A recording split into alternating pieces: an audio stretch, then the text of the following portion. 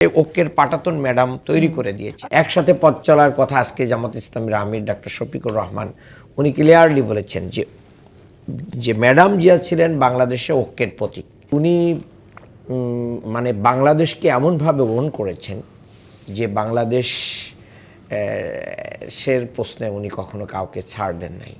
এই জন্যে উনি আপোষহীন হয়েছেন এবং এটা বিরাট ব্যাপার। বাংলাদেশের একজন বিরোধী দলীয় নেত্রী থাকা অবস্থায় উনি প্রণব মুখার্জির সাথে ওনার যে অ্যাপয়েন্টমেন্ট ছিল এটা উনি ক্যান্সেল করেছেন, উনি দেখা করেন নাই, কারণ হরতাল চলতেছিল, উনি হরতাল ভাঙতে চান নাই।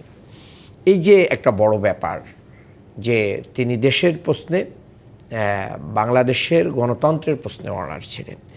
যুদ্ধাপরাধ বিচার নিয়ে যখন মিডিয়া পাড়া থেকে শুরু করে নেওয়া আওয়ামী লীগ সারা পৃথিবীতে মানে স্ক্যান্ডাল ছাড়িয়ে তারা বিচারের বিচার করছিল, উনি কিন্তু ওপেন মাঠে কিন্তু এই বিচারকে অবিচার বলেছেন এবং এটার বিরোধিতা করেছেন, সুস্পষ্টভাবে করেছেন। মইনুল আহমেদরা যখন সেফ এক্সিটের জন্য ওনার কাছে অনৈতিক আবদার করেছেন, উনি কিন্তু সেটা দেন নাই। যদি উনি সেটা রিসিভ করতেন তাহলে উনি কিন্তু আজকে ওই সময়ই ক্ষমতায় আসতে পারতেন।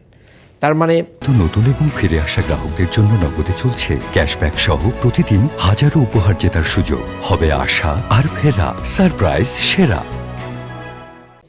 দেশের প্রশ্নে, গণতন্ত্রের প্রশ্নে, নৈতিকতার বিচারে উনি কিন্তু শহীদ প্রেসিডেন্ট জিয়াউর রহমানকে অনুসরণ করেছেন। জি, আপনার যে প্রশ্ন যে একসাথে পথ চলা, দেখেন একসাথে পথ চলার কথা আজকে জামাত ইসলামীর আমির ডক্টর শফিকুর রহমান উনি ক্লিয়ারলি বলেছেন যে ম্যাডাম জিয়া ছিলেন বাংলাদেশে ঐক্যের প্রতীক। 4 দলীয় জোট থেকে শুরু করে নিয়ে 20 দলীয় জোট যে গঠন হয়েছে, এই জোটের কিন্তু মূল ব্যক্তিই ছিলেন ম্যাডাম জিয়া।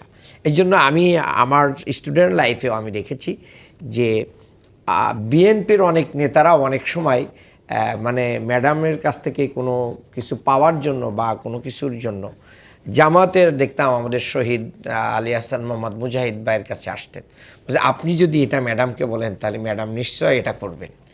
এই যে মানে বিশ্বাসের জায়গাটা, আস্থার জায়গাটা, পারস্পরিক বিভিন্ন আদর্শে আমাদের থাকবে, কিন্তু দেশের প্রশ্নে, গণতন্ত্রের প্রশ্নে, ফ্যাসিবাদ নির্মূলের প্রশ্নে আমরা যদি ঐক্যবদ্ধ থাকি, সেই ঐক্যের পাটাতন ম্যাডাম তৈরি করে দিয়েছে।